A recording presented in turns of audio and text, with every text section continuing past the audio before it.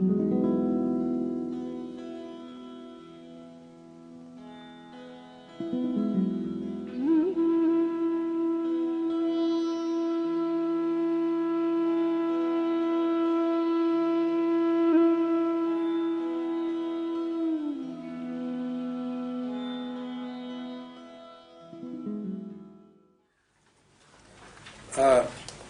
69, the Atharvana Veda says the world is only consciousness. Whatever is superimposed on consciousness is only consciousness. So this not self is only what? Consciousness. That's why we got little quotations around not self. There's tiny little quotations around the not self. That means it's not really a not self, it's really the self. So the projection is also consciousness. But owing to ignorance, I need to separate it. If the world was real, the self would be affected by it.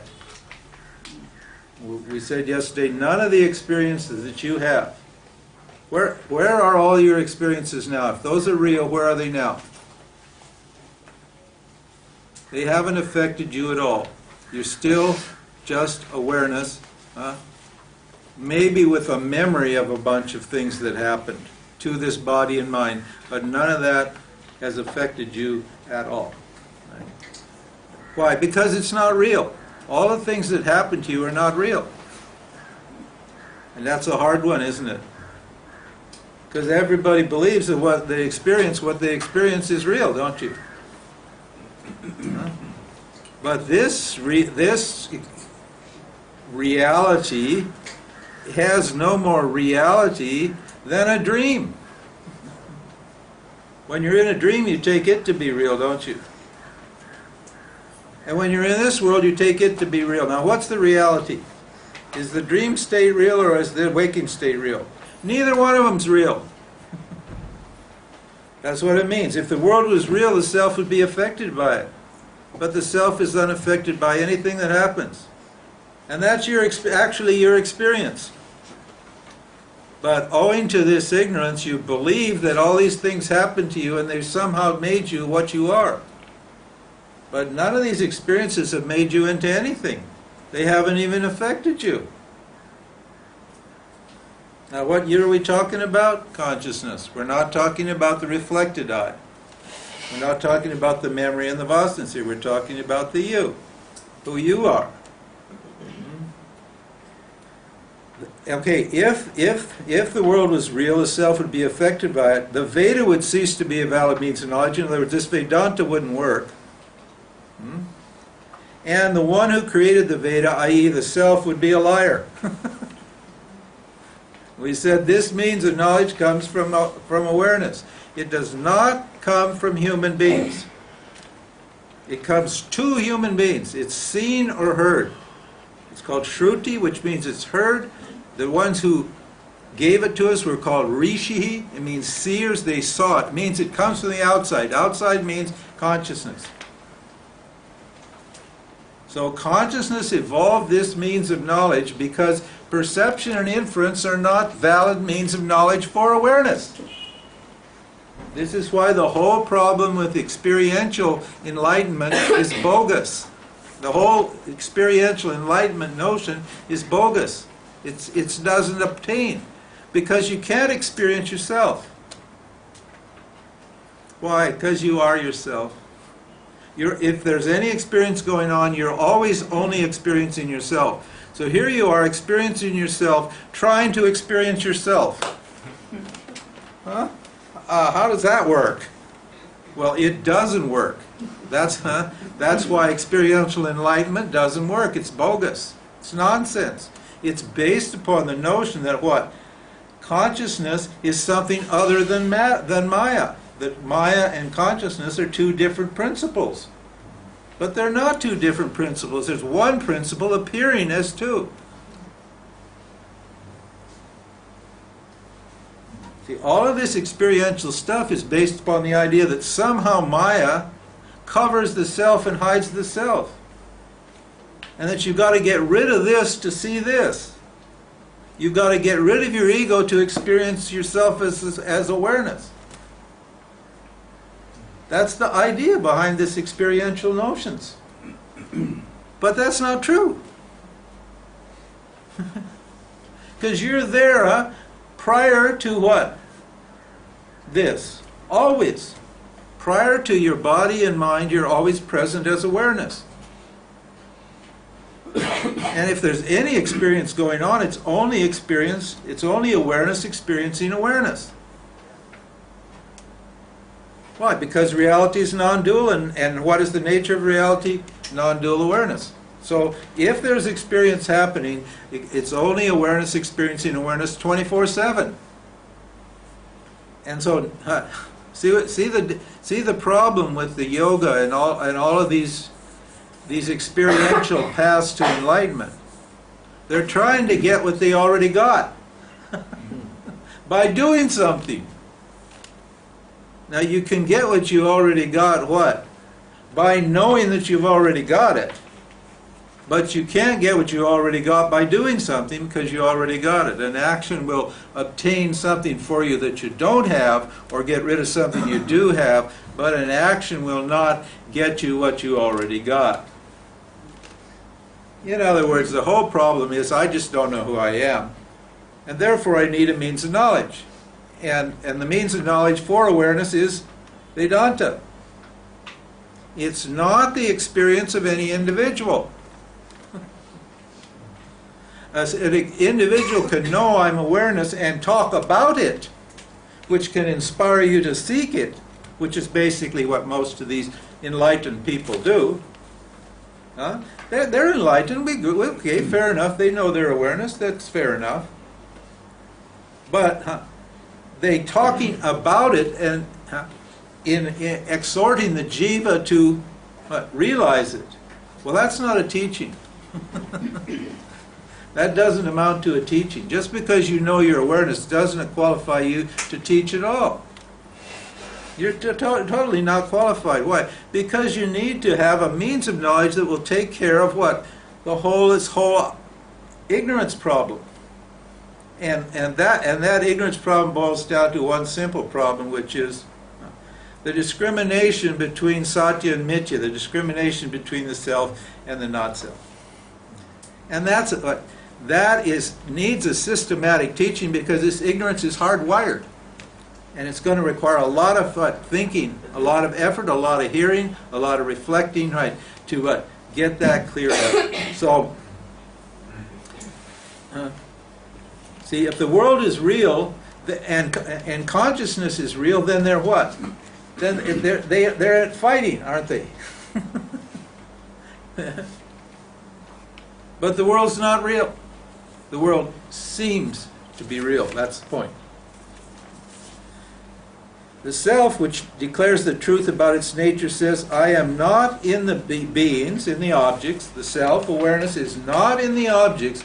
The objects are in awareness. In other words, all your thoughts and feelings, you're not in your thoughts and feelings. You're not in them. They're in you. See, that's all you need to know. It's a very, very simple thing. This enlightenment is so simple. And it's all encapsulated beautifully in this one simple statement. If you could work this out, you'll be free, I tell you. You'll no longer identify yourself with the feelings and thoughts that are appearing in you. That's what's causing the problem. You will... See, when it's just, you got it just backward, you think you're in the thought and the feeling. You say, I'm feeling something. Don't you? I feel good.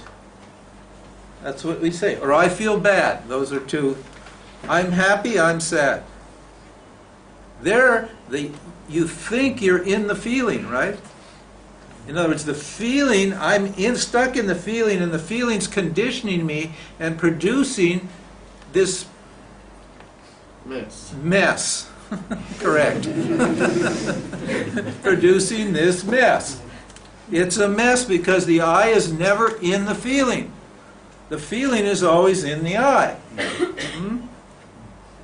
The I is always standing back and seeing the feeling. So he just Yeah, how beautiful that is, how simple that is. This is taken from the Bhagavad Gita. Krishna says in the Bhagavad Gita, that verse comes from there. They are all in me, I am not in them. Meaning, they means the objects or beings. That means people, places, things. Any object is not. Because how can anything get into you? This customs is very tight here. Huh? There's a beautiful verse in the Bible that says, it's easier for a camel to pass through the eye of a needle than a rich man enter the kingdom of heaven. Huh? That's a beautiful verse. A rich man means somebody who's got what?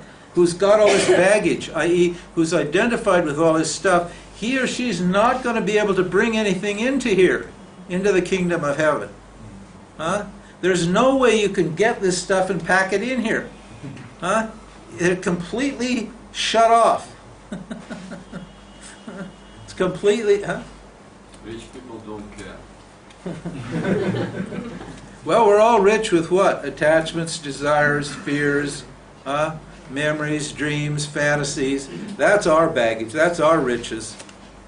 We may not have any money, but we're rich in all sorts of, subjective crap, which we take to be real. And actually, none of that is contaminating you at all. That's the point. Okay, next verse. If the world was real, okay, because somebody's going to object. Because actually, you think the world is real, right? If you knew it wasn't real, you wouldn't be chasing things in it. Huh? Would you? Why do you chase things? You chase things in the world because you think the world's real.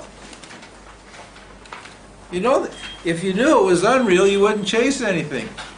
Because you'd know there's no benefit. But you think there's a benefit because you believe that it's real. So he's going to say, hey, think about it again. Right? If it was real, and real means permanent, it would appear in deep sleep.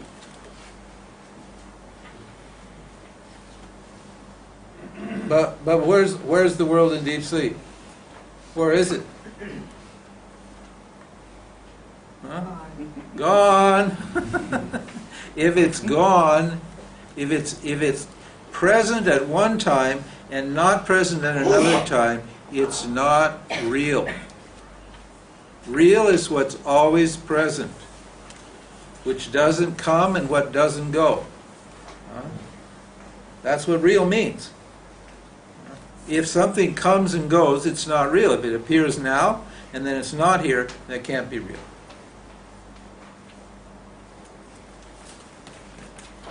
It's the same, you go to deep sleep, where's your stuff? It's not there. You're at one with yourself and you're experiencing limitlessness and bliss. And then the world reappears. And your body reappears and all that sort of thing. The self, consciousness, is the substrate for the world. And the world here just means what? Macrocosmically, it means the whole of existence, and microcosmically, in other words, in terms of the individual, it means all of your projections. We're going to talk about that now. It's setting up for the next section. Ishvara Shristi, Jiva Shristi. The creation of the Ishvara, the total mind, and the creation of the individual.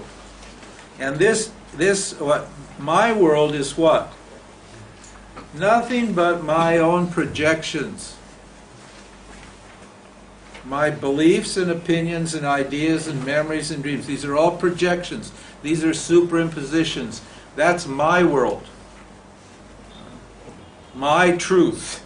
You know that one? I don't hear that so much anymore, but at one time there was my truth.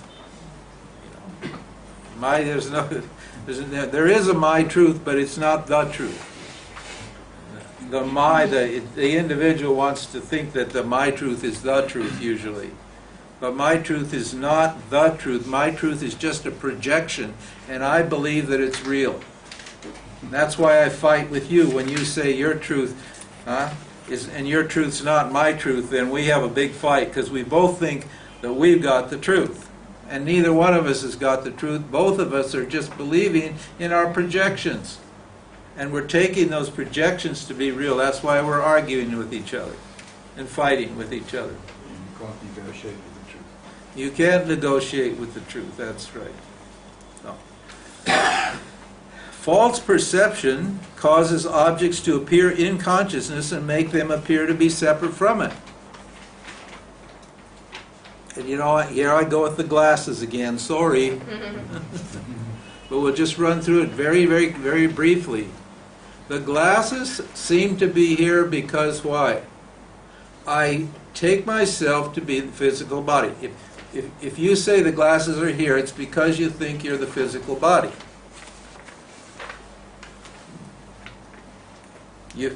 If you look at the glasses from the point of view of consciousness, then what? The glasses are not here. The glasses are in consciousness, and they're made out of consciousness. So actually, all you're experiencing is what? Consciousness in the form of glasses in your own self. Which means, as we said, this three-dimensionality of reality, this three-dimensionality that makes it look like there's distant time and space here, is collapsed, and consciousness, and reality becomes flat or unidimensional. The subject, which appears to be outside, suddenly collapses, and reality is experienced like a reflection in a mirror.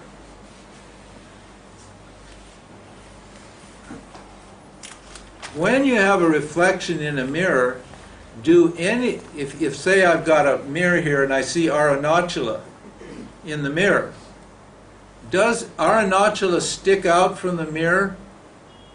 Do any of the objects reflected in the mirror actually protrude out of the mirror? No, they don't. They're in exactly the same dimension as the mirror. They're just the mirror, reflecting. That's all.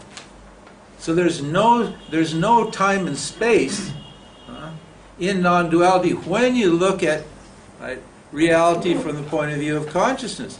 When you look at it from the point of view of the experiencing entity, then you've got what? You've got this projection. You've got this separation. And we're taking this separation to be real. Because our point of reference is what? The body.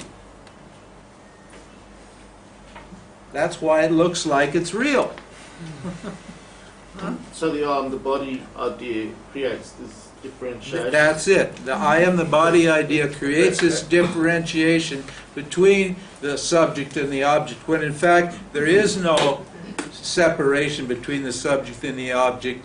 The screen of awareness just what? Produces images in itself that are non-separate from the screen. It's like a TV or something.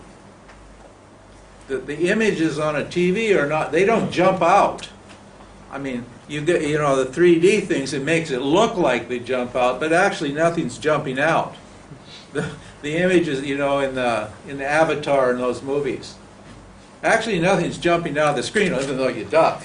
Oh my God, this thing comes flying out, you duck like that. But nothing's actually there, right, jumping off the screen, because how can anything jump off awareness? Because awareness is everything. There's nothing but awareness. It says here, there's nothing but consciousness. So how can anything jump out of it? How can it become a 3D reality, a multi-dimensional reality? Oh, there's 4 dimensions, there's 2 dimensions. The scientists have discovered 6 dimensions. The scientists are all, locked up in this little projection. They think they're in time and space, but they're not. They're just scientists and the world and the Big Bang. All those are just what? Ideas reflected in awareness. They're made out of awareness. They just appear and then they disappear. Appear, disappear, disappear. And there is no dimensions here because reality is non-dual. This is the experience you have when you have a non-dual epiphanies, isn't it? Everything just collapses, doesn't it? The subject and the objects just collapse. So you could be looking at glasses, but you won't be able, you don't say it's a glass. You can just look at it and see the shape of it, but you don't. You can just see it, but not have any idea what it is that you're looking at. Well, You know what I mean? no. You hold the glasses up. Yeah. Well, I don't say glasses. It's just something there. Yeah, but where is it? You see, the whole purpose of this analysis of experience is to determine the location of objects. And the location of all objects is where? In awareness. No object appears outside of awareness. And everything's awareness, so how are you going to get an object outside of awareness? It's the Maya, the ignorance, that makes it look like things are outside yourself, makes it look like things are other than you. This is where this sense of otherness or duality comes from. Because Maya is causing this, what? One unidimensional reality to appear as a multidimensional reality. That's what ignorance does, and we got to like separate this out. There was a young man in a talk I did here one time, and he was listening to these teachings, and I didn't think anything was going in. He looked kind of dull, you know. And then he came to me a day. I hadn't seen him for a couple of days. I said, "What happened?" He said, "Well, when I walked out of the satsang, I was walking down Parampaka Road, and suddenly reality collapsed, and I became the sun, and the sun became me, and I became the sky, and the sky became me, and everything just merged into one thing." And he said, "I've been in this state for 2 days. It's starting to fade out now." But somehow he had assimilated the teaching and got that experience, and then the knowledge produced that experience of non-duality. But, you know, which is actually how you're experiencing things. You're not actually experiencing things as out there, but it just looks like it. It's so Ishvara, or ignorance, has created such a powerful illusion, that it fools everybody. Everybody's fooled by that. Krishna says in the Gita, speaking as Ishvara, as the creator, and we're just about to get to those verses, he says, "By my Maya, I delude all these beings." Using this Maya, this power of Maya, I cast a cloud over the intellects of all beings, and they what? They think I'm somebody else. They think they're in this world and everything's other than themselves. Because it's such a convincing Maya. It's such a convincing movie. You smell it, taste it, touch it, remember it, all that, We're all caught up in that. We're all locked in that dream here. And when these teachings will what? Unlock you. That's the point. Set you free from this belief that the subject and the object are in fact separate, which they are not. Investigation just shows that they're not. Okay, now this teaching is called Jiva Ishvara Aikyam. Just give you it's important big teaching. It's the same teaching, obviously, just formulated in a slightly different way. Aikyam. Aikyam means identity. Jiva means the individual, and Ishvara means the total. And Aikyam means the identity between the Jiva, the individual, and the total. We're going to see. There's a few people in here who know who they are, who are just learning Vedanta and would like to teach it one day, and this is a very important teaching. And this may be a little subtle for some of you new people, but I'll try to take my time. I think everyone can get it. I'll take my time on it. Okay, verse 74. If the individual self, now that would be the subtle body, which we call the reflected self. Okay? establish this as the reflected self. If the individual self, the jiva, and the limitless self, Ishvara, are inquired into properly, their non-separation is revealed. As pointed out in this statement, you are that. You've heard that, I am that. In this case, it's you are that. You are that. You've heard that. Tat Tvam Asi. It's a big, big statement. It comes from the Chandogya Upanishad. The Upanishads, which is the source of these teachings, are full of these kind of statements. They're called Mahavakyas, great statements. Statements indicating the identity between the individual and the total. Between the jiva and between the creature and the creator.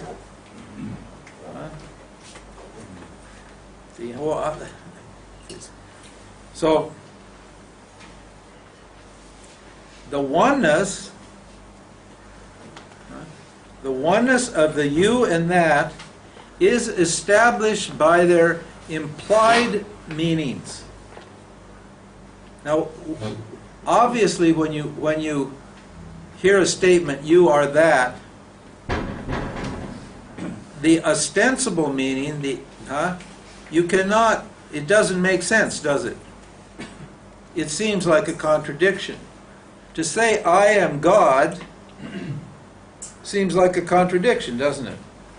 Because God, or Ishvara, we call it God. God created everything. Everything in here, in the Maya world, is created by what? God. By Maya. And to say, I am God, doesn't make sense, does it? There's a contradiction here. This is why, Jesus wasn't that smart.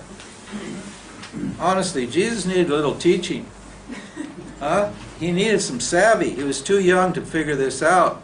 Because he could have explained it to them and saved himself a trip to the cross.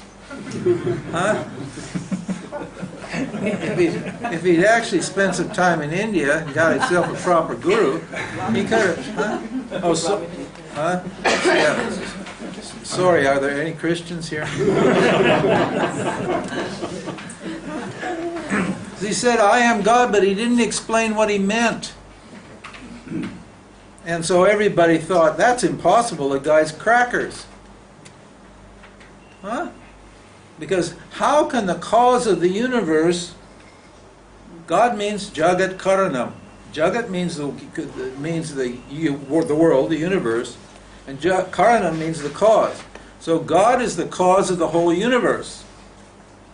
So how can this little squeaky guy down around here, running around down here on earth say, I'm God? Obviously, he was created by God, right? If God created everything, he created us individuals, didn't he? Yeah, sure he did. You didn't create, did you? Hey, is there anybody here that created themselves?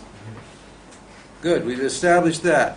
Your body was given to you, your mind was given to you, the pranas were given to you, your subtle body was given to you, your causal body was given to you, the sun, the moon, and the stars were given to you. Every single thing was given to you, was created and handed to you. So everything you got, just what? Comes from Ishvara, from God. So, hey, where's the connection here? You see? The Pharisees, those, they were righteous people. They had an idea who God was. So this guy comes along and says, I'm God, and doesn't explain himself. Up on the cross you go.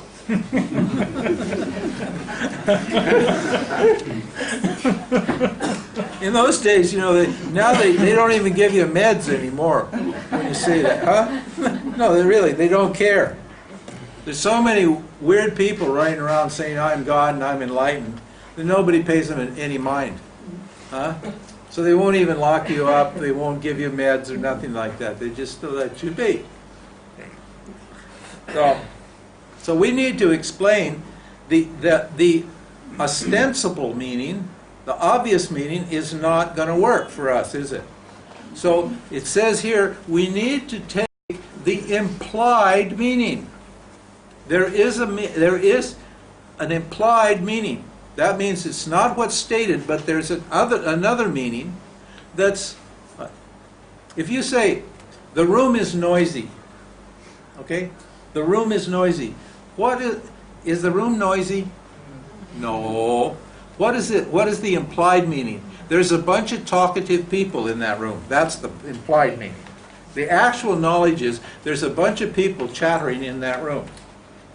But the statement is the room is noisy. See, so the implied meaning and the ostensible meaning are not the same. So we need to be able to resolve this statement with reference to the implied meaning of the statement. Okay? Now, it says so. Because the ostensible meaning, the implied and ostensible meaning indicate mutually opposed qualities. In other words, God or the self has all powers, all knowledge, right? All powers, all knowledge, all desire. In other words, look at the desire that was necessary, the energy that was necessary to create this whole thing. Can you imagine? And yet, little me, I've got some knowledge, a little bit of knowledge. I've got a little bit of desire, and I got a few little powers. I can do certain things. This little person that I am. But where's the connection? See, between this all-powerful being. In fact, Bhagawan means the one who has all the powers, all the wealth. That's the meaning of Bhagawan. All fame, all everything. All qualities, all powers belong to Bhagawan. And Jiva's got what? The individual's got some few little chicken shit things that he or she can do. So where's the connection here? See? This is what we're trying to establish because the statement says, you are that. You are that. Okay? And now, they're going to resolve this. The difference... You are that, isn't that the same as Jesus said, me and the Father are one? Yeah, I just said that, yes. No, you said that he was God and he was stupid. Okay, well that's the same idea, that me and the Father are one. Me, the me that's saying, I'm the Father, those are two different things, aren't they? Because what's meant by the Father is the total, and what's meant by me is the individual. So what's the connection between the individual and the total? Or I am God. It's the same as me and the Father are one. It's the same statement. So that just seems weird, doesn't it? Because it's weird, it's contradictory, because we're taking the ostensible meaning, not the implied meaning. Now, where is the similarity? Where's the aikyam, or the connection, between these two different entities? Between God and me. Where's the connection? That's what we're going to find out. Okay? The differences between the individual and the total is caused by the difference in upadhis. An upadhi is something that makes something look like something other than what it is. And the example that we use in Vedanta, it's a common example. There are many examples of upadhis. Is a rose and a crystal. You've got a rose, and then you've got a clear crystal. Okay? And you can't see the rose. You can just see the crystal. Imagine this situation. So the rose is hidden from you. It's behind half a wall. And then the crystal's sitting out here. And somebody says to you, what color is the crystal? Now, the crystal doesn't have a color, does it? It has no color. Crystal is crystal. It's just clear. There's no color to it. But when I look at the crystal, it looks red. So I say the crystal's red. Now, where is the redness coming from? The redness is not coming from the crystal. It's not a quality that's inherent in the nature of the crystal. The redness is not coming from there. It's coming from what? The limiting adjunct, the upadi. And because what? Because the crystal has no nature of its own, it's just clear, it can be a green crystal, a red crystal, a pink crystal, a purple crystal. It can be anything. It's like awareness. Awareness has no name and form of its own, so it can seem to be anything. So the rose is the upadi. So the rose is the upadi. The rose is a limiting adjunct. It's something that's adjunct, it's something that's close to the crystal that seems to limit the crystal. It makes it look like it's something other than what it is. Maya is the upadi of Ishvara. Okay? Huh? Maya, ignorance, macrocosmic ignorance, is and who is Ishvara? Ishvara is awareness operating Maya. This is why the Maya world, this is why it's a self-aware universe. Okay? This is why this universe is conscious. It's being what? Generated and created by what? Awareness in conjunction with Maya. That's called Ishvara. Now, from awareness's point of view, is there a creation? No. From awareness's point of view, there is no creation here. This is why you have statements by in various texts that nothing ever happened. Did you see David Godman's book about Papaji? There's 3 volumes. It was called Nothing Ever Happened. 3 volumes on Nothing Ever Happened. That's a good one. But it comes from Gaudapada. Yeah, no, nothing ever. It comes from Gaudapada, but nothing ever happened. It means from this point of view, there's no creation. So to talk of God or the jiva or the individual is pointless from the point of view of awareness. There is no jiva and there is no God from awareness's point of view, from your point, from who you are. But when ignorance or Maya is operating, then awareness becomes a creator. And that creator's got a special name called Ishvara, and it has all powers. So Maya is the upadi for consciousness, for awareness. That's what it says here. And that's the cause of the total creation. And the 5 sheaths, remember we've done the 5 sheaths now, we've already been through that. And the 5 sheaths, the panchakoshas, are the upadis of the individual.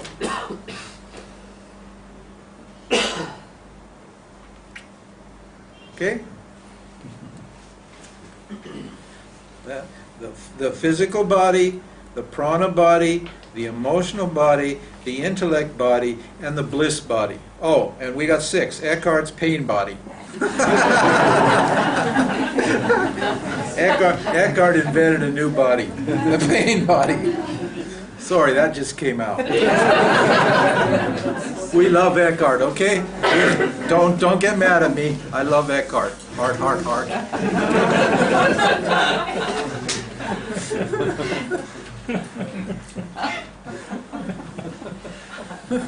The 5 bodies, they're conditioning the jiva, and what? Maya is the upadi, is conditioning Ishvara. Now, okay, now the next verse.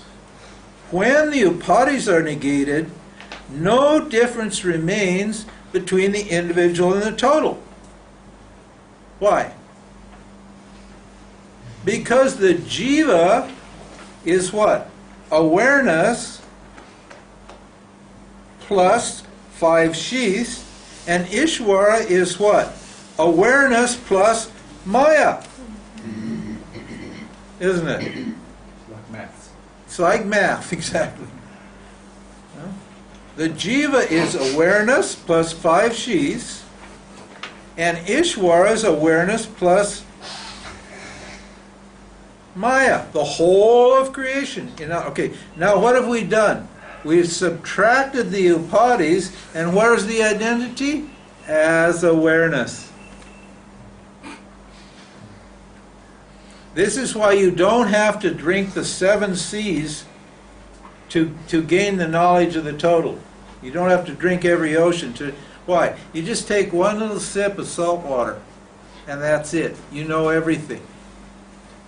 People believe that this teaching that you are that you are God, means that when you realize your identity with God, you have all of God's knowledge and all of God's powers. You're like Sai Baba.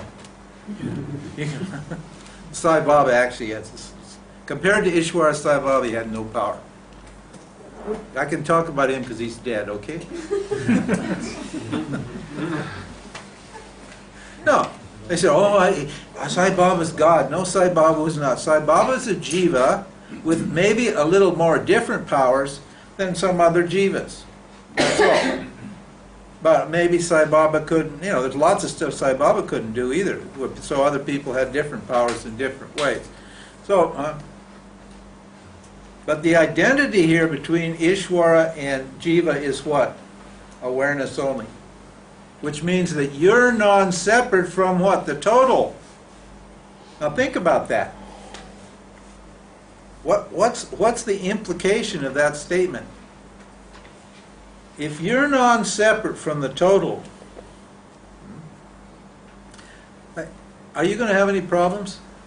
Where's the duality there? There's no duality. Is there? All you have to do is subtract the upadis, yours and Ishvara's, and you're what? You're one with everything, aren't you? And being one with everything, are you going to lie? Are you going to cheat? Are you going to steal? Are you going to be fearful? Are you going to be greedy?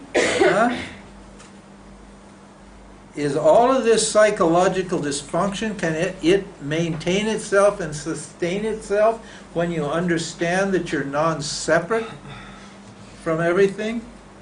How's that gonna work out? That only works out, that only works when I think I'm separate from everything, doesn't it? When I think I'm separate, I feel incomplete, then I have a problem with the creation. But when I understand that actually, by removing the non-essential attributes, my non-essential attributes and the non-essential attributes of Ishvara, by removing those in my understanding, I see there's no difference between me and you and anything else. So I love the trees and the dogs and the cows and the plants and the flowers and the earth and all the dumb human beings too. And rats. And the rats. Yeah. I love that rat right out of my house, I'll tell you.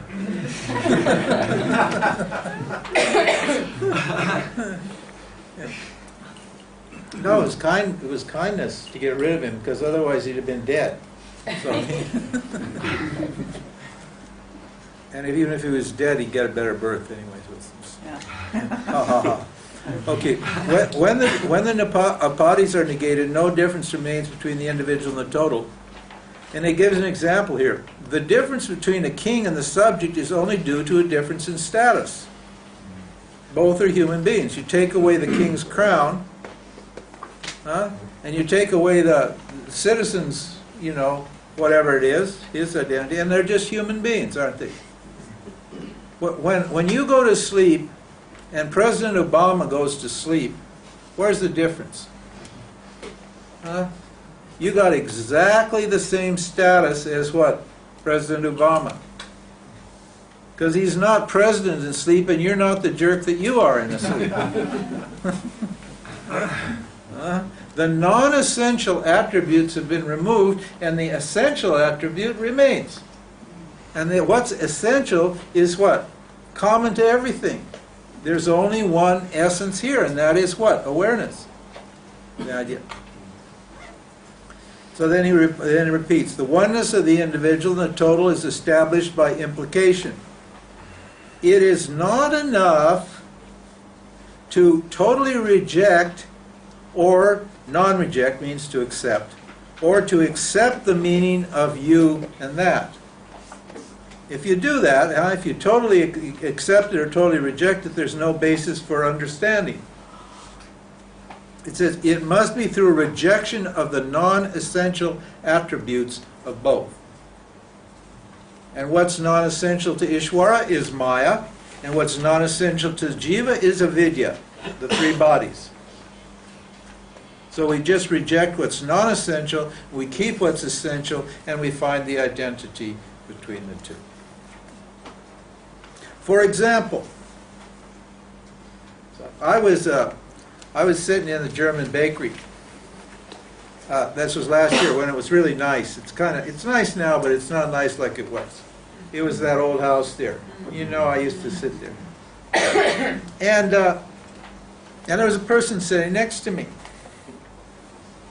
And I started up a conversation.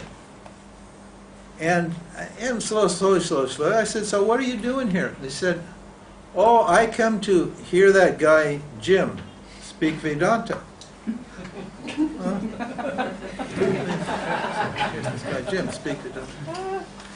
Now, I didn't know quite what to do with that. Because he's speaking, that he saw some pictures and read a video, so I don't know what it was. And I guess maybe he read the book or something. He didn't recognize me as who I was. So he thinks what? I'm somebody else, doesn't he? You're not Jim. He thinks I'm somebody else. He's actually what? He's actually in touch with me, but he doesn't know. Huh? So now how am I going to resolve this stuff? That person that he thinks is Jim in his mind has got certain qualities and attributes that he's looking for, is actually right there. Now what do? I have to what? Indicate to him, I have to say, I am that Jim that you are come to see. Then what happens? The non-essential attributes disappear, and he sees what? That he's actually talking to Jim. That there's no difference between that one that he had in his mind and this one that's sitting here. By simply what? Through this statement, you are that, I am that, we remove the non-essential differences. Now that's a good example. It says, and I just change this slightly from here to make it easier. For example, in the sentence, this person that you see here is that Devadatta. A discriminating person establishes their oneness by giving up the contradictory elements, i.e. time, place, and circumstance. So the Jim that he had, that he was thinking about, the book he'd read at another place in time, was the same Jim that he was experiencing here now. So what's the methodology here? To remove all what's non-essential and retain what's essential. See, there's a method to the madness here. You see, I'm taking time with this to show you see how they thought this out? Tell me, is there any other teacher that's teaching this except for Dayananda and Chinmaya and these people in the lineage I come from? No. They don't have this. Huh? But when you start thinking about it, it makes perfect sense. And suddenly you see, hey, just a minute.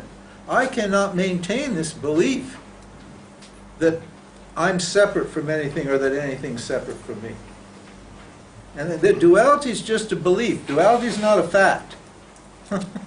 There's only consciousness. So duality is not a fact. Duality is purely a belief. And because it's purely a belief, we can destroy it. That's how you can destroy it, just because it's a belief. If it was a fact, if non-duality and duality were two different things, then we got a problem. That's the idea is, oh, I'm a non-dualist. Well, I'm a dualist. Well, let's have a fight. No, duality and non-duality are not opposed. In non-dual reality, in awareness, appears this notion that things are separate or different from me. It's only a belief. And so and how do we destroy that belief? By rejecting all the non-essential elements and retaining what's essential. And what's essential is always just me, consciousness. Because it's only consciousness. That's what non-duality means. And all the duality is produced by taking an appearance to be the reality. Anything made of clay is clay through and through. If Ishwara is consciousness and Jiva is consciousness, then what? They're just clay. They're just consciousness. If you got a clay, you got a cup or a plate. Huh? Both the cup and the plate are what? Clay. They're not. Is the cup or the clay different in any way from consciousness? From the clay. Is there any difference between the plate and the cup? If you got a lump of gold and you make it into a bracelet or a ring or a pendant or an earring, is there any difference between the bracelet and the ring and the pendant and the earring from the clay, from the gold? Is there any difference? None. Zero. It appears to be. It seems to be, but in fact, there's absolutely not. What do you have? You have gold in a particular name and a particular form. That's all. You never don't have gold.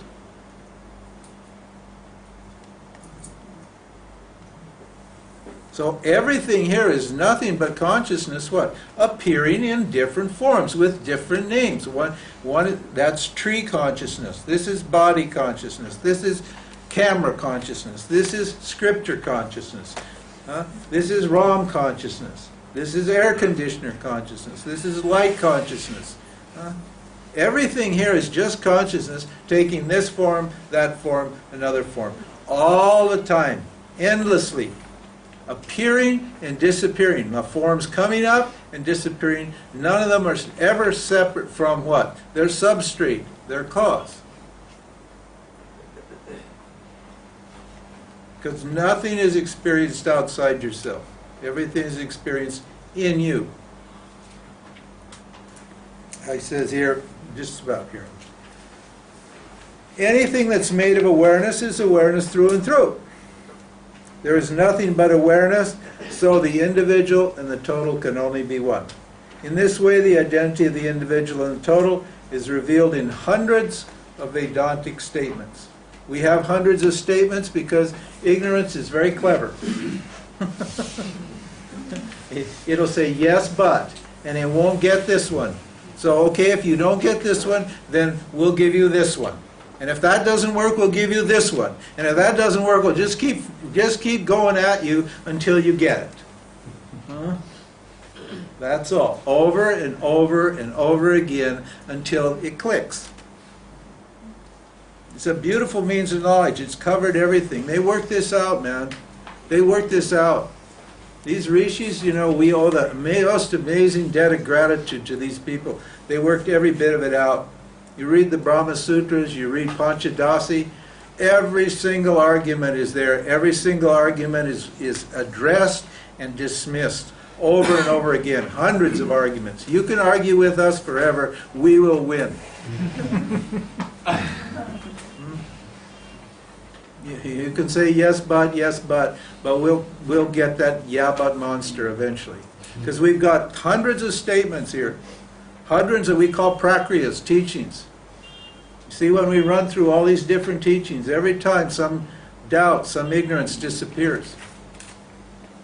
If this wasn't working, you wouldn't be coming back. It's working. It's doing good. You guys are doing great. Really. Therefore, what's the conclusion?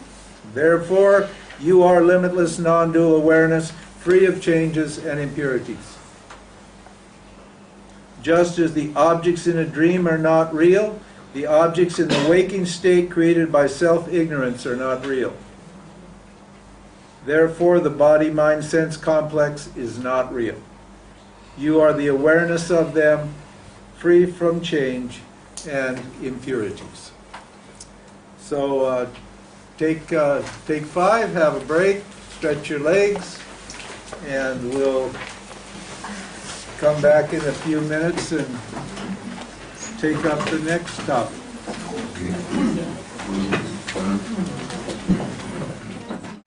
Om Brahmarpanam Brahmadi Brahmagna Brahmanahutam Brahmeva Tena Gantavyam Brahma Karma Samadhina Hari Om Shri Gurubhyo Namaha Hari Om. Okay, that's identity of Jiva and Ishvara. Actually, as a Jiva, you have another identity with Ishvara. Because everything that you got comes from Ishvara. So what you say is your body, not your body. What you say is your mind. We all got the same feelings, don't you?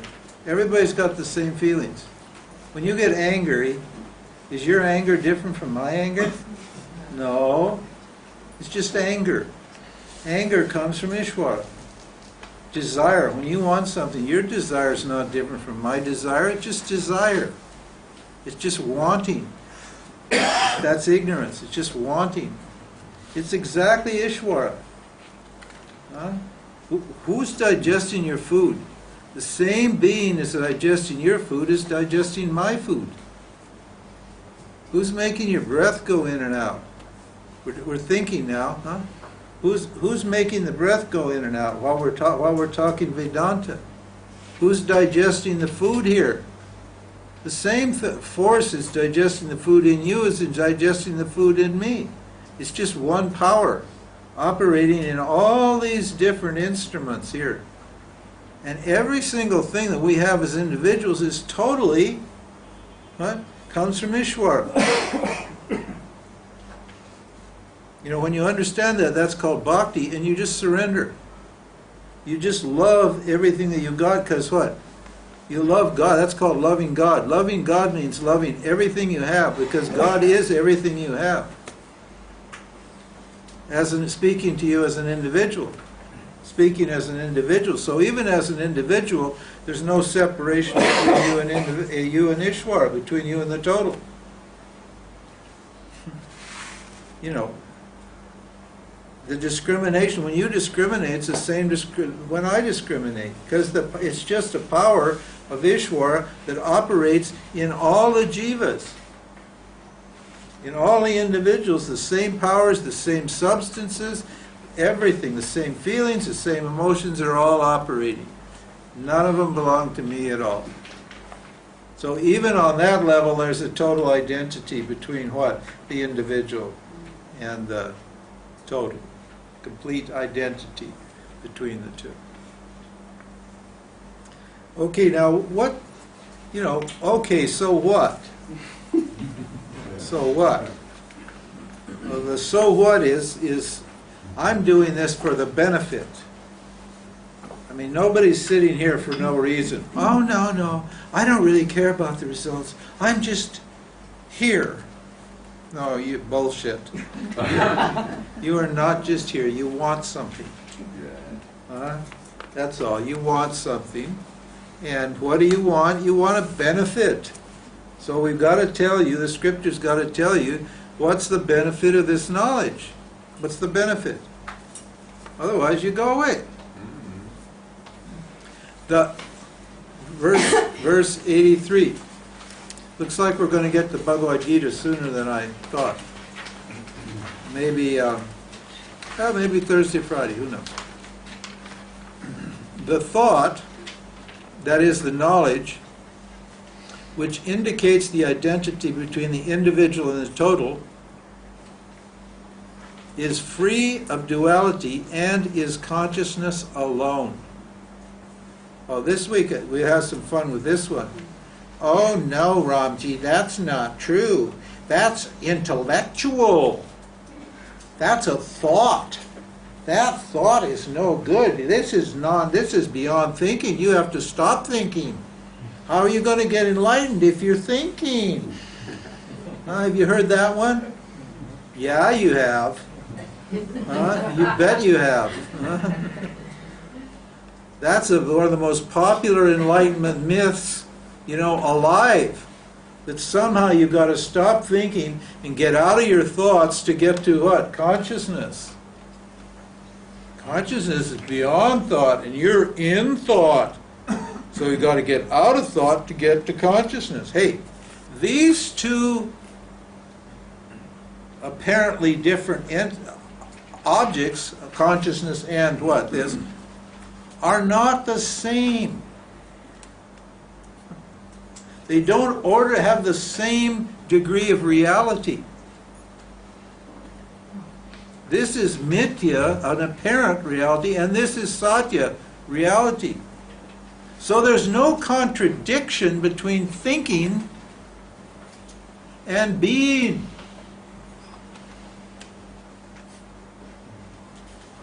If I remove this, if I remove my thoughts, do I cease to exist?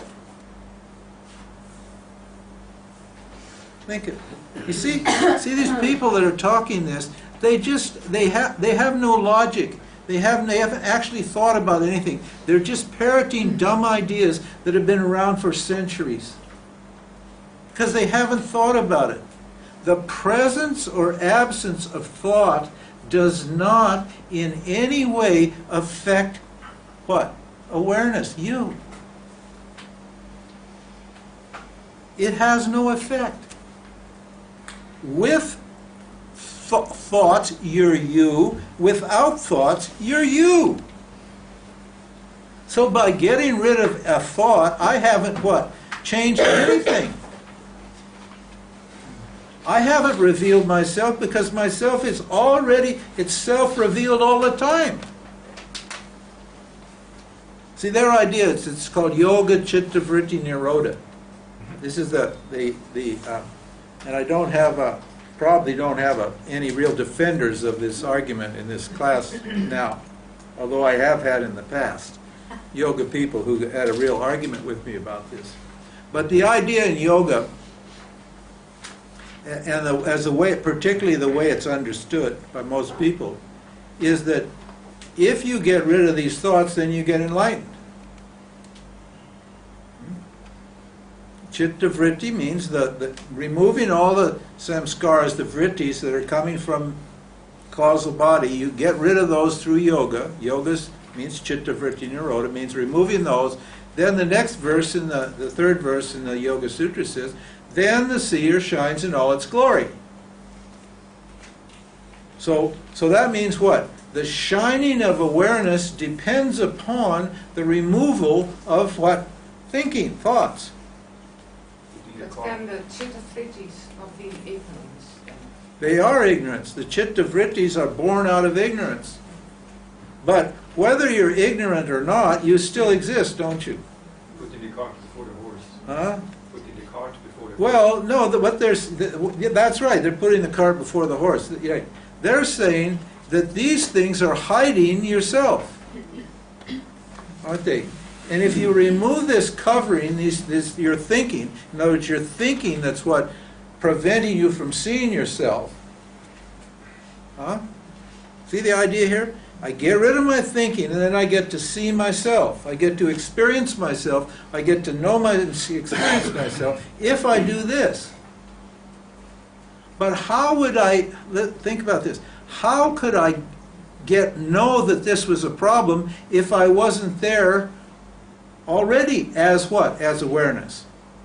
In other words, if I wasn't aware of the problem. It's not a problem. Because thought doesn't cover awareness. It doesn't hide awareness. It appears in awareness. In other words, your thoughts are known to you, aren't they?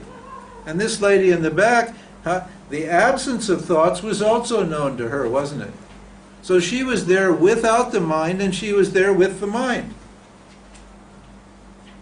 So there's no contradiction between what? Thinking and being. Between who you are and what you think. Big problem. Big problem. Awareness doesn't shine because the mind is, awareness doesn't start shining when the mind stops operating. Awareness is self-shining, and it never began to shine, and it never goes off. The mind is just an object. It's mithya. It's a lower order, a lower degree of the one reality.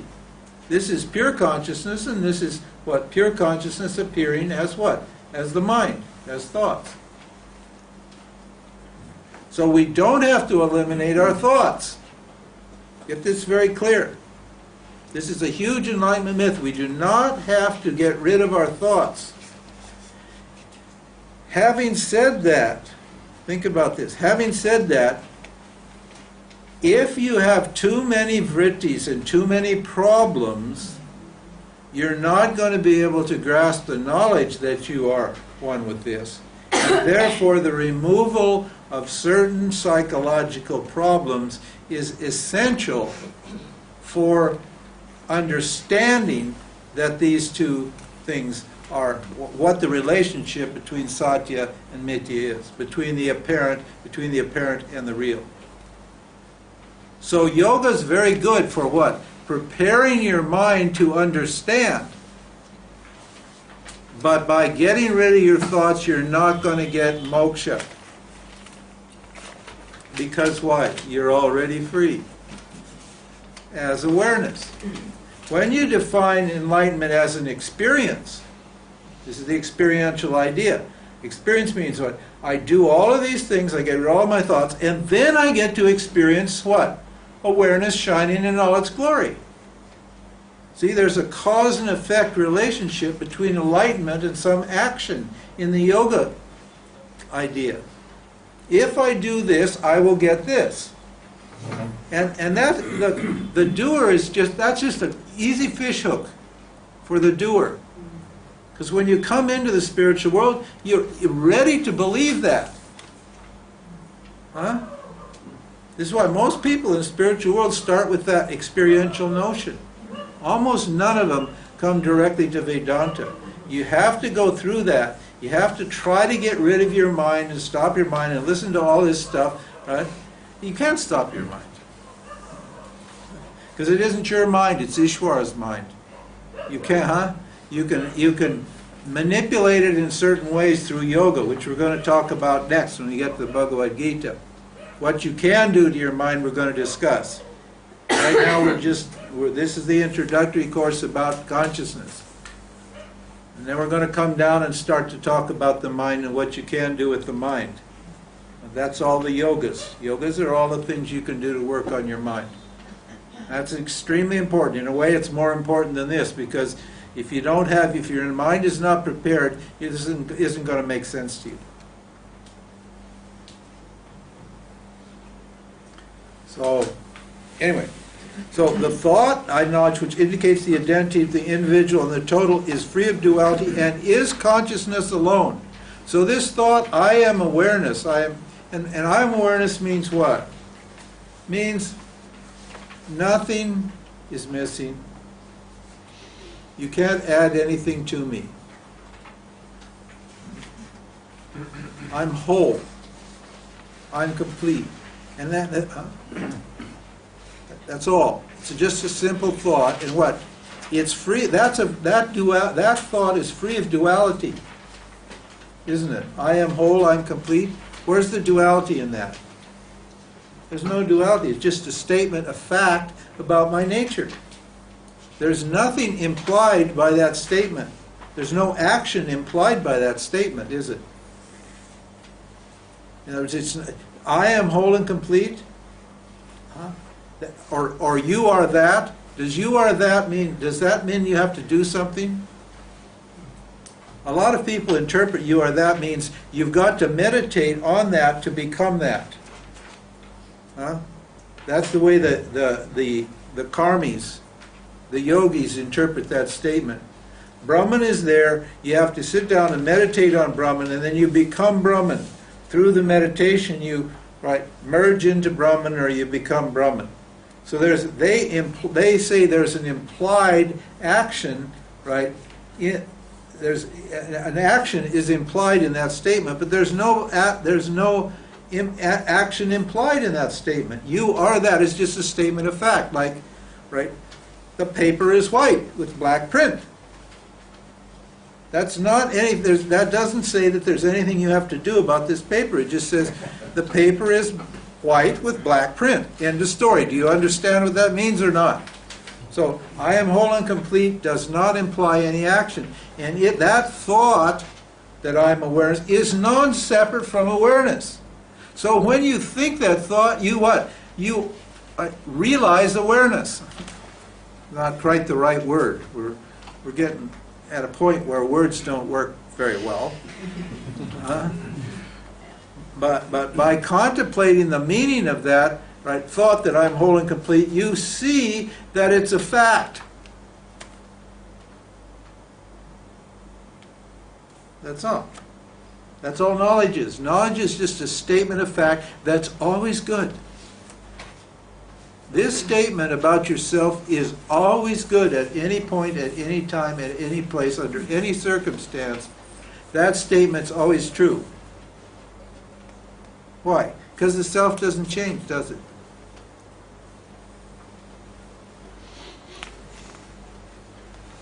So the thought I'm awareness is as good as I'm awareness. It is the what? The means of knowledge.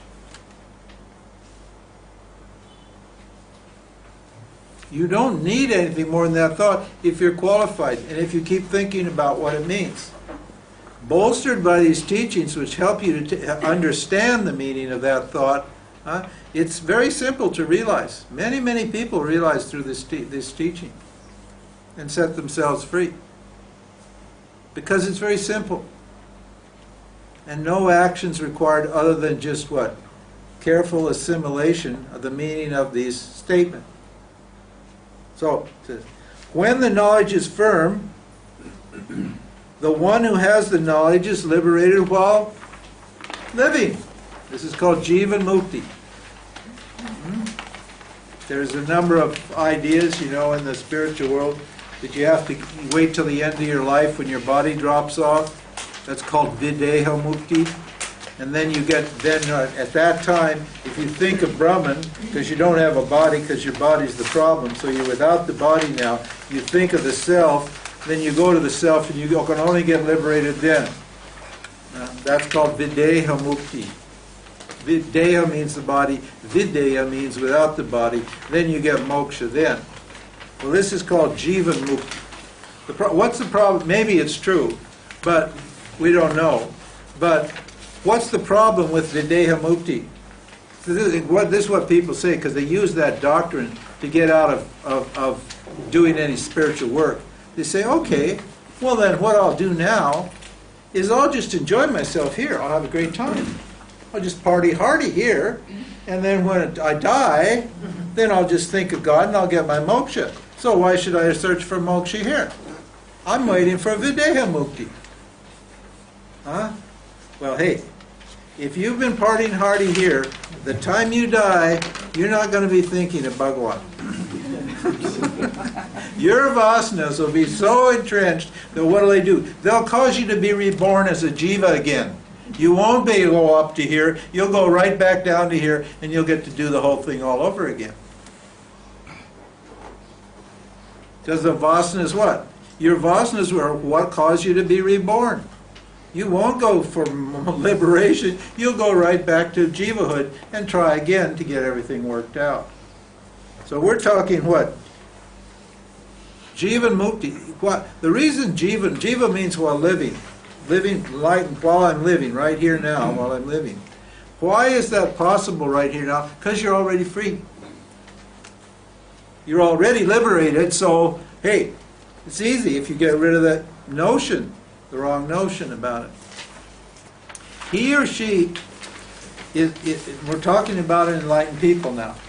And as a person, and I know, yes, I know, there's only the self, so there's no enlightened people. But we're talking, enlightenment is for people. Let's put it that way. because the self is already enlightened.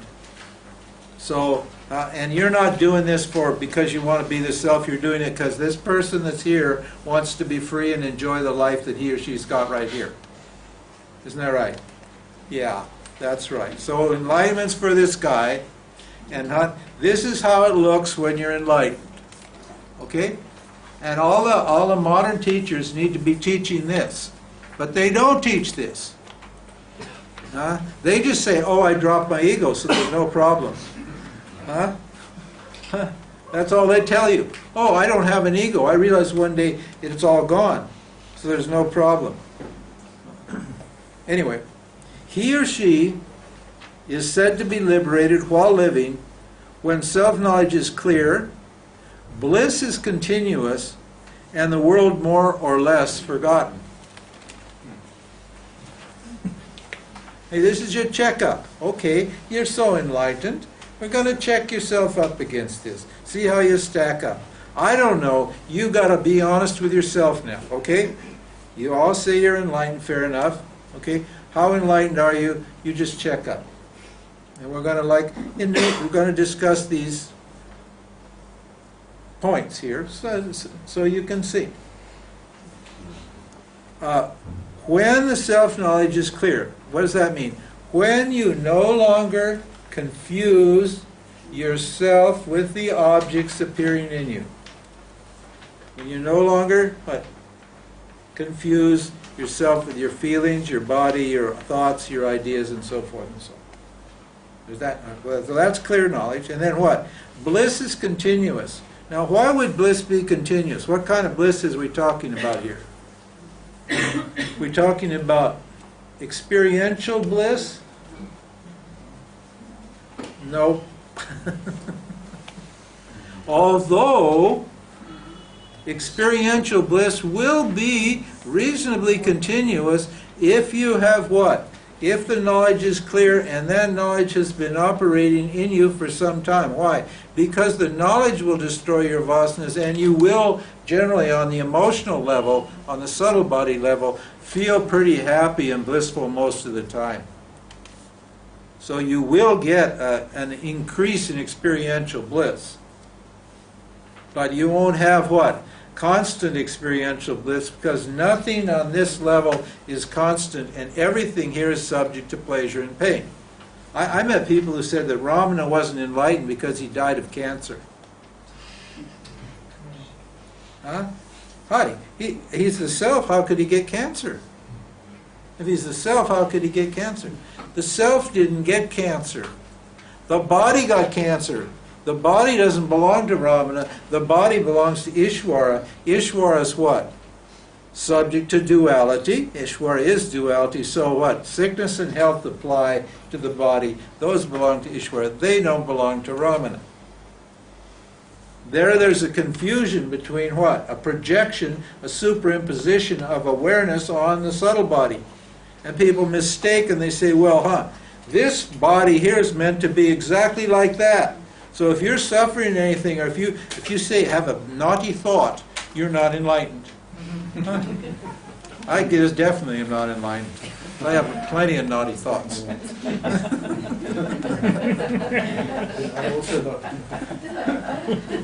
I don't want to be enlightened. I could care less. Who cares? So we're not trying to confuse each other. So bliss is continuous means what? What kind of bliss? Self-confidence. Self-confidence. That's the bliss. The bliss is what? Knowing. It's the bliss of knowledge. It's the bliss of knowing that you can handle anything that Maya has to offer. There's not one thing here in Maya you can't handle. It's not about your feelings. No? It's about knowing that what? This thing can't touch me. Throw anything at me, Bhagawan, and I can stand up. I'm not going to be wiggled or moved by anything you got to offer. My guru, he was really great. When I went with him, it was during the Cold War. So everybody's going, oh my God, the world's going up, it's going to be blown up, we're all going to get all destroyed. You know, this was this big fear thought was everywhere. So one day, you know, somebody asked him, well, Swamiji, well, what happens if we have a nuclear attack? He said, oh, we'll all go to heaven together. You know, like, who cares? Nothing can touch me. That's what. That's the bliss. It's just solid knowledge, confidence. Hey, come on, give me your best shot. I can take it. That's the kind of bliss they're talking here. Most of you guys are enlightened. You just don't have full confidence. That's all. Most everybody knows exactly who they are and experiencing it most of the time. It's just that there's some lack of confidence. That's all. So that's the bliss we're talking about. And the world more or less forgotten. What does the more or less mean? This is to take the piss out of these people that say, oh no, there's a world for you? There's no world. It doesn't exist. It's a void. You're supposed to be the zombie world. There's no world. How am I getting around here? I'm seeing no objects. I'm beyond all objects. There's no world. There was a guy here a couple of years ago. His name was Rajneesh. He was a clone of Bhagawan Rajneesh. And he had a bunch of disciples. And he was one of these zombie people. And all the people with him were zombies. And I guess they were saying that there's no world for us. We're so not here. Hey, world more or less forgotten means the world is there, but it's not a problem. You're still operating here in this world. It's just not a problem for you. You just don't take it seriously, that's all. It's still there. You got to brush your teeth and pay your taxes and you know, whatever it is you got to do, you do it, but it's no big deal. You know, that's all. It's more or less forgotten. It's there, but it's not there. That's the thing about Mithya. You can't say it's non-existent, but you can't say it's real either, can you? Huh? Can you say this world doesn't exist? That's what they try to tell you. No, you're enlightened. If there's a world for you, no, the world doesn't exist, so you're not enlightened. The world definitely exists. But what? It's not real. So who cares if it exists or not, huh? You can't. If the world does exist, what? Why is it incorrect to say the world doesn't exist? Because you experience it. If it didn't exist, could you experience it? No. You see these teachings? They're so dumb. They're just so hopelessly dumb. And yet people write these big books and they publish them all over. And millions, thousands of people actually believe this stuff. That the world doesn't exist. Tony Parsons is the worst. He'll stand up in front of you and say, I don't exist, you don't exist. Well, he's going to have a lot of explanation there because it's pretty clear that if he's saying something, he exists.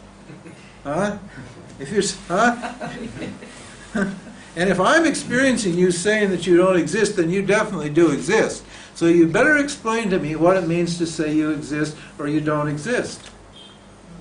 The world does exist, but it's not real. This is why you can what? It's more or less forgotten.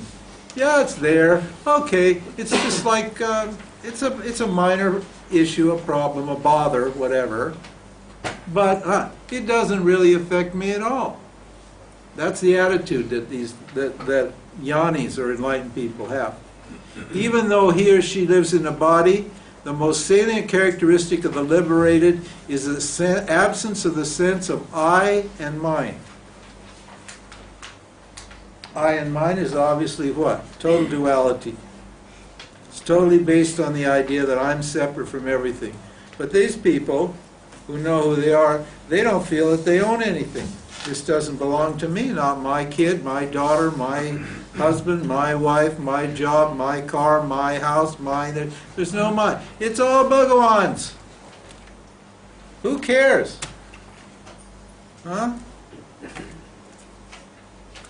If you've got I in mind, if that thought's still there, if you feel yourself thinking that you own this, then you're not liberated. Okay, the knowledge is not firm. This is the way you check up. My teaching. I always tell you, this is not my teaching. I don't own this teaching. I don't have a teaching. This is Bhagawan's teaching. It doesn't belong to me. I'm just the guy that facilitate your understanding of it, that's all. No teaching. He or she does not regret actions done in the past. If you regret actions done in the past, what? You didn't get it. It means the jiva's still there, what? Identified with some ignorance. Look, when you do something bad in the past, you don't do it because you wanted to do it. You did it because you couldn't help it. You were programmed by the macrocosm, by your vasanas, and you did it unconsciously. If you'd actually been conscious and thought about it, you wouldn't have done it. So it's not your fault. And when you realize that you're the self, you realize that ignorance has done all this stuff. I didn't do it. Ignorance is the doer, not me. And you forgive yourself. Right? That's forgiveness. Forgiveness is understanding that you didn't do it. It's not your fault. Don't blame yourself, please. Huh? And you can only do that when you understand what? That Ishwar is the doer. That ignorance is causing these bad actions. And that as awareness, what? There's no blame comes to me because I'm not a doer and I didn't do anything bad. So on either account, from the jiva's point of view or from Ishwar's point of view, there's no reason to regret or blame yourself or anyone else for anything. And if you are blaming yourself for your miserable, rotten life, pack it in and blame Ishwar. Okay? Believe me, you're not to blame here. If you feel like that, then you're not enlightened. You're not guilty. So it's free of guilt, that's the next one. You don't feel guilty. And you're not worried about the future.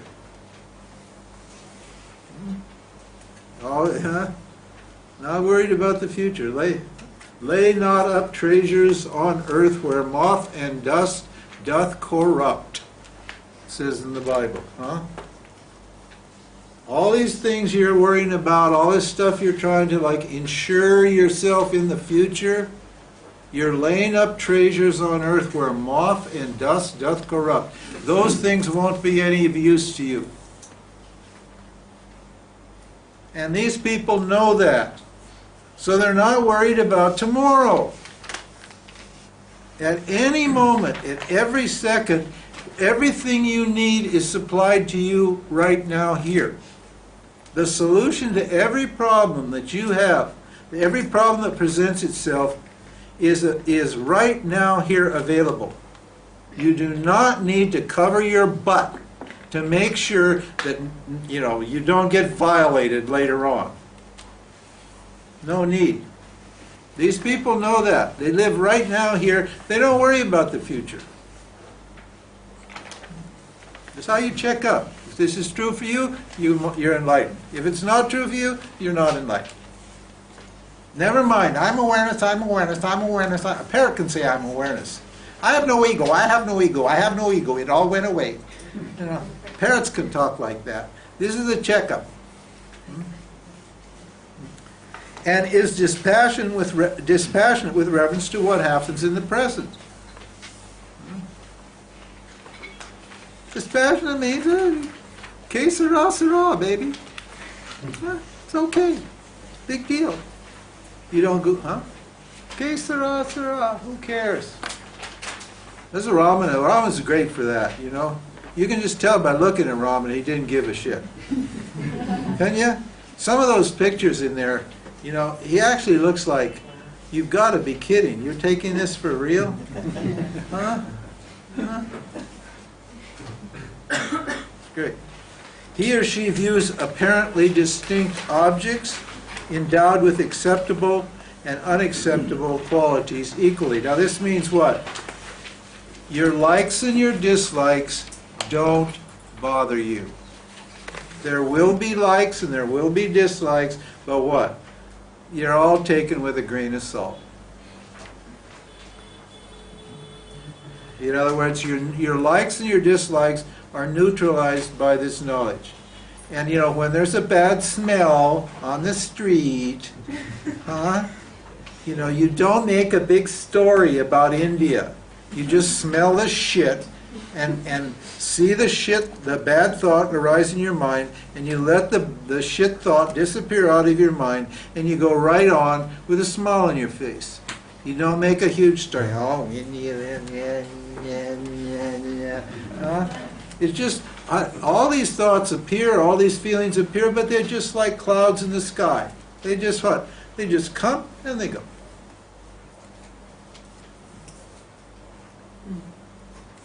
There are no acceptable and unacceptable qualities. If you're there trying to make life acceptable to you, forget it. You're asking just for trouble.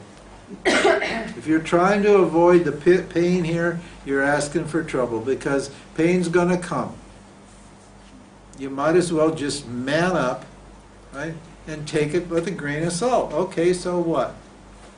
That's it. You know, that's what the knowledge of this self can do for you.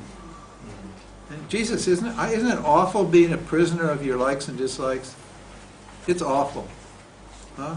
I can't eat. I don't like that taste. Ooh. Ugh. There's a nice dinner there, and some little piece of something got in there that you don't like, and so you won't eat the dinner, or you won't go back to that restaurant. Huh? Say, that's a bad restaurant. They did this. They did that. Just eat the damn food and get on with it. It's nutrition, forget it. Huh? Whatever it is, all these happy, awful, trivial little things, and I just can't move anywhere because I'm just caught in this prison. Every time I go, there's something pricking me. I don't like this, I like that. I don't like that. These people are not like that. He or she is not subject to elation when situations are in harmony with his or her likes and dislikes, or to depression when they aren't. You don't get excited when you're getting what you want, and you don't get depressed when you're not getting what you want. He or she is indifferent to praise or blame. You can see me, I don't give a damn. I'll take the piss out of these bastards. I don't care if you people are sitting here or not, tell you the truth. I mean, I love you, you're a great crowd, it's all great, but you don't have to love me. I don't care if you like me or you don't like me. It's totally indifferent. I love this, I babble this, and it's fine. So, you know, you can just sit there in your mind and think I'm a jerk, and that's fine. Or you can just hug me like anything, and that's fine too. I don't care. I just do what I do. And if there's nobody here, I won't be doing this. And if there's somebody here, I'll be doing it, and that's all. I'm not a politician. I don't need to be loved. I don't need to be nice. I am nice, but I don't need to be nice. Have you pissed me off? You'll hear from me. See? Praise and blame who, you know, don't. All this time thinking about what people are thinking about you. Oh my God, how awful. Does she like me? What did she mean by that? I know she looked at me in a funny way. What do you think that meant? Huh? And you can't sleep at night because you think, like I was walking down the street over here the other day, and there was this guy, and I'd seen him several times, and we'd had a few chats here and there. I liked him. I thought he liked me, see? So one day I'm walking along, and he comes up the road, and when I pass, you know, I'm thinking, I smile at him, but he doesn't smile. He just scowls. He's scowling, you know. And so I'm starting to think, Jesus, You know, what's wrong with him? I thought we were friends. Right? So I met him later and I said, you know, hey, do we have a problem? He said, what do you mean? I said, well, when you walked by, you were smiling. You were scowling. What is scowling? Scowling means he had an ugly look on his face. He said, no, I had a bad stomach and it was making me feel. He didn't even see me. Huh? His experience, he had diarrhea or something. Right? Put a look in. He said, but I thought that he was thinking that there was something wrong with me. See? Huh? Hey, pack it in. It doesn't matter what anybody thinks about you. People are going to think what they're going to think according to their vasanas. According to their nature, they'll think what they're going to think. You have no control over it. Why are you wasting your time thinking about whether people like you or not? It's totally a waste of time. They're going to think what they're going to think. One minute they love you, the next minute they don't. One minute they don't love you, the next minute they do. You know, it's totally outside of your control and you know that, so you don't care. It's not that you're hard and cold and cynical and, oh, people are so awful. It's not like that. It's just that what? Why worry about something over which you have no control? You know that it's all a program of Ishvara, and you just let it be. Let it play itself out. There is no samsara. How are we doing here? We'll just go down to that. Can you wait? Can you waste another 10, 15 minutes? Sorry, I don't cut into your lunchtime. There is no samsara, no life of becoming for the liberated. Life of becoming means what? We're all here trying to become something, to make something work for us, to make life better. But we're not going to become better. Huh? You're never going to be better than what you are. Forget it. You are what you are, and you're always going to be what you are. And what? So you don't think that you're going to be better, or the life's going to be better. Huh? Why? Because you're satisfied with yourself as you are. And yourself is always satisfactory. Brahmanandam Paramasukadam. Paramasukadam means what? It's the greatest pleasure knowing that you are. You are the greatest pleasure. The knowledge of who you are gives you so much pleasure, you don't want to become anything else. How cool is that? Everybody in samsara is all trying to be better and different and more and better. And what? Become something. Become big. I said, Ramji, you're becoming big. No, Ramji's not becoming big. There's just more people there. Exactly the same. More people are coming. I'm not becoming big. There's no becoming here. I'm just the Ramji. I sit here, I babble Vedanta, and I go on. That's all. There's no becoming for me. I'm not, oh, you're going to the big time. More and more people. No. No big time. No small time. Nothing. Nothing's becoming anything. Things are just what they are. This is the notion here. This is the feeling, the experience of enlightened people. If there is samsara, there's no knowledge of awareness owing to the extroversion of the mind. Samsara means what? The belief that something outside can complete me and satisfy me, and therefore what? My mind is always out there on what is happening, not on who I am.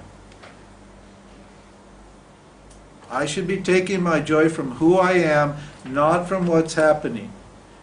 If what's happening is my main concern, that means what? Samsara is operating in my mind. My mind's a samsaric mind.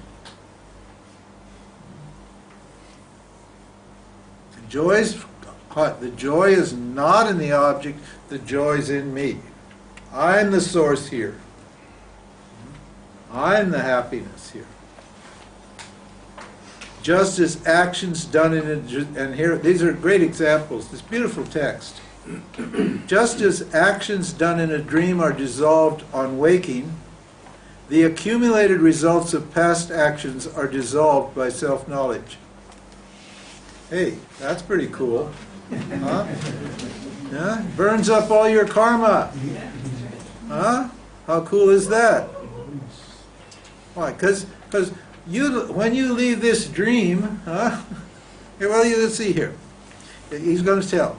The good and bad deeds done in a dream do not send the waker to heaven or hell, do they? Huh? The wife found out that her husband was cheating in a dream, and she got a gun and shot him because he was cheating on her. Fair enough. Now she wakes up. Does she go to the police station and turn herself in? Huh? They say, okay, you killed your husband in the dream. Where's the murder weapon? Oh, it's in the dream. Come on. So when you leave here, what applies here stays here. It's like that Las Vegas, the ad for Las Vegas. You know, what happens here stays here. That means there's a bunch of sinners there, see, in Las Vegas. So all these men go there to, you know, have their way with the prostitutes and waste their hard-earned money and so forth and so on. But the idea is that we're not telling. You can just go here. So what happens here stays here, and you go here, you're here, and so none of this applies to you. It doesn't apply anymore. It only applies here. There's no connection between these two. What happens? This is the dream world, and this is the real world. The liberated are free of free of experiences. Doesn't mean experiences are not happening. Experiences keep on happening, but what? Have no effect. Free. You just enjoy them. It's just funny. That's all. It's just funny. It's like a big movie, and it's just funny, including your body and mind. I'm looking at this Ramji person, and I'm having a big laugh all the time. What a funny man, making funny faces, babbling all this silly stuff. It's just so funny. What am I doing here? Who are these people? Who am I? It's a joke. It's a big joke. And you're impartial toward them, and they don't worry about the future. Said that. No anxiety for the future. And just giving an example, awareness is like you feel like space. You're like space. Space is not affected by the object sitting into it, nor by the smell of liquor. I don't know where that came from.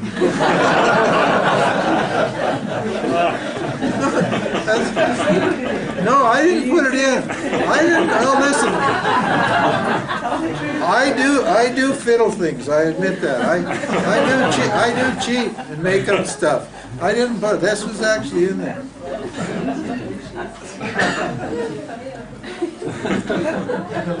The object sitting in you means what? Your feelings and thoughts and experiences. That's what. So you're like space. They don't affect you. The self-awareness is not affected by the attributes of the limiting adjuncts. And what are those limiting adjuncts? Annamaya kosha, the physical body; pranamaya kosha, the energy body, the energetic body; manomaya kosha, the emotional body; vijnanamaya kosha, the intellect, the thought body; and anandamaya kosha, the bliss body. And we got to throw Eckhart in, pain body too. They're not affected. Got to give credit. We got to give Eckhart credit. We got to put the pain body in the scripture. Okay, good. So karma, the next one topic tomorrow, the karma of the liberated.